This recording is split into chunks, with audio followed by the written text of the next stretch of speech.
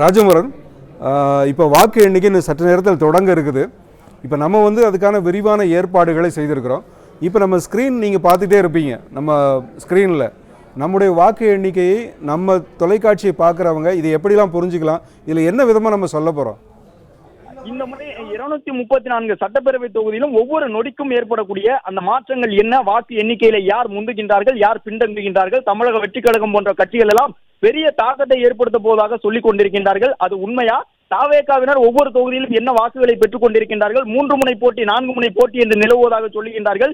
திமுக அதிமுகவிற்கு எதிராக மற்ற அணிகள் பெரிய தாக்கத்தை இதுவரை தமிழக அரசியலில் இந்த தலைமுறையினர் பார்த்து பெரிய தாக்கத்தை ஏற்படுத்தியது கிடையாது. அப்படி இருக்கும் பொழுது தாவேகா அதை செய்யுமா என்பது உட்பட பல்வேறு எதிர்பார்ப்புகளோடு வாக்காளர்கள் பொதுமக்கள் காத்திருக்கின்றார்கள். எனவே அது தொடர்பாக விரிவான விளக்கத்தை வழங்குவதற்கு நாம் தயாராக இருக்கின்றோம். 8 மணி முதலே மண்டல வாரியாக அதிமுக, திமுக, தமிழக வெற்றி கழகம், நாம் தமிழர் கட்சி உள்ளிட்டவர்கள் எல்லாம் எவ்வளவு வாக்குகளை வாங்கிக் கொண்டிருக்கின்றார்கள் என்பதை காட்சிப்படுத்த இருக்கின்றோம். குறிப்பாக அதிமுகவினர் பெரிதும் எதிர்பார்க்கக்கூடியது மண்டல வாரியாக அவர்களுக்கு எவ்வளவு இடங்கள் கிடைக்கப் போகின்றன என்பதை தான் எதிர்பார்த்துக் கொண்டிருக்கின்றார்கள்.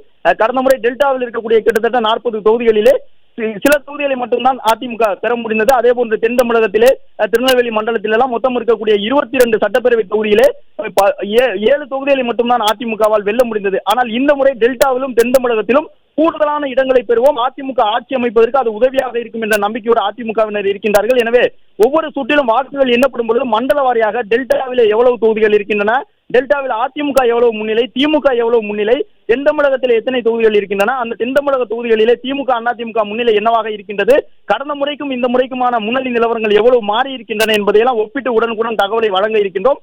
அது மட்டுமல்லாமல் தமிழக வெற்றி கழகம் பெறக்கூடிய வாக்குகள் ஒவ்வொரு சட்டப்பேரவை தொகுதியிலும் திமுகவை பாதித்திருக்கின்றதா, அதிமுகவை பாதித்திருக்கின்றதா, அல்லது தாவேகா வாங்கியிருக்கக்கூடிய வாக்குகள் இந்த சுற்றுகள் எண்ணப்பட்டுக் கொண்டிருக்கும் பொழுதே வெற்றியை நெருங்கக்கூடிய வாக்குகளாக இருக்கின்றதா என்பதையும் நாம் பார்க்க போகின்றோம்.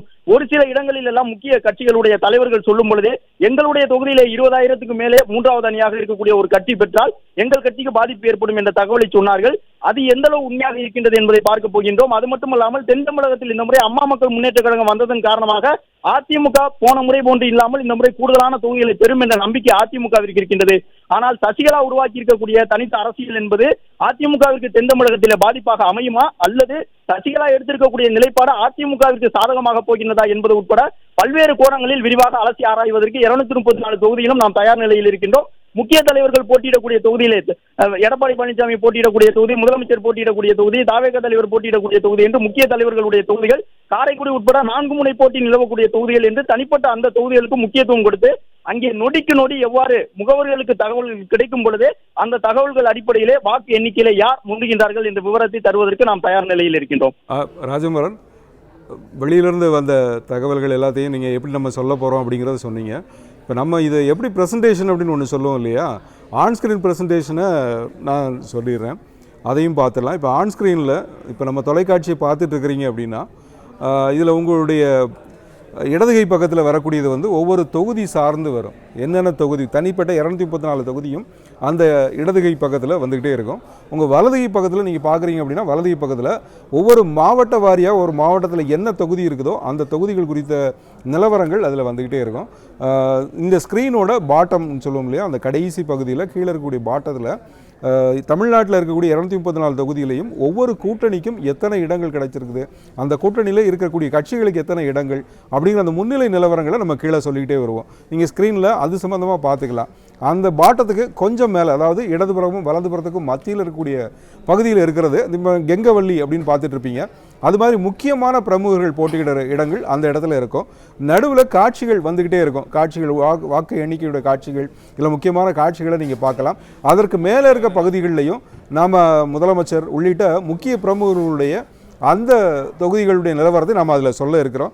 இது போக ஓவர் த டாப் அப்படின்னு சொல்லுவோம் இல்லையா, எல்லாத்துக்கும் மேலே ஏற்கனவே தமிழகத்தோடு சேர்ந்து அஸ்ஸாம், கேரளா, புதுச்சேரி, இந்த மேற்கு வங்கம், இந்த மாநிலங்கள் எல்லாத்துலேயுமே தேர்தல் நடந்திருக்கிறது. இதையும் நம்ம சொல்ல இருக்கிறோம். அந்த மற்ற 4 மாநிலங்கள்லையும் அங்கே இருக்கிற நிலவரங்கள், முன்னணி நிலவரங்கள், வெற்றி பெற்றவர்கள், இதையெல்லாம் சொல்ல இருக்கிறோம். ஆக நீங்கள் இந்த மொத்த ஸ்க்ரீனை பார்த்தீங்க அப்படின்னா இந்த மொத்த நிலவரமும் தெரிய வரும். தமிழகம் மட்டுமின்றி மற்ற மாநிலங்கள் நடந்தது எல்லாத்தையுமே நம்ம சொல்ல இருக்கிறோம்.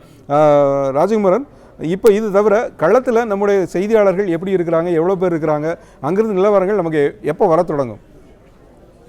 சென்னை உட்பட 62 வாக்குகள் எண்ணக்கூடிய மையங்களிலிருந்தும், சென்னையில் இருக்கக்கூடிய 3 மையம் உட்பட 62 மையங்களிலிருந்தும் நம்முடைய செய்தியாளர் குழு 234 சட்டப்பேரவை தொகுதியிலும் பதிவாகி இருக்கக்கூடிய வாக்குகள் எண்ணப்படும் பொழுது அந்த தகவல்களை உடனுக்குடன் பெற்று தலைமை இடத்திற்கு வழங்குவதற்கு தயார் நிலையில் இருக்கின்றார்கள். எனவே ஒவ்வொரு நொடியிலும் நம்முடைய அந்த வாக்குகள் விவரங்கள் புதுப்பிக்கப்பட்டு உடனுக்குடன் காட்சிப்படுத்தப்பட இருக்கின்றன.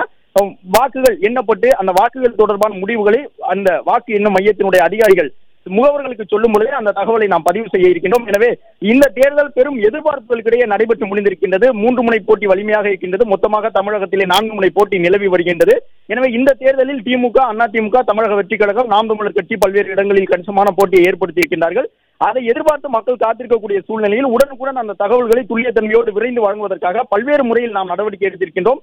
செய்தியாளர்கள் வழங்கக்கூடிய தரவுகள் உடனுக்குடன் டிஜிட்டல் மயப்படுத்த அந்த தரவுகளை காட்சிப்படுத்த இருக்கின்றோம். நீங்கள் குறிப்பிட்ட வகையிலே அந்த சட்டமன்ற தொகுதி வாரியாக முக்கிய தலைவர்கள் போட்டியிட்டு இருக்கக்கூடிய தொகுதி மட்டுமல்லாமல் அனைத்து சட்டப்பேரவை தொகுதிகள் தொடர்பான விவரங்களையும் நாம் பதிவு செய்ய இருக்கின்றோம். அது மட்டுமல்லாமல் அமைச்சர்கள் போட்டியிட்டு இருக்கக்கூடிய தொகுதிகளில் அமைச்சர்கள் யாரேனும் பின்தங்கினால் அந்த தகவலை உடனுக்குடன் பதிவு செய்வதற்கு தயாராக இருக்கின்றோம்.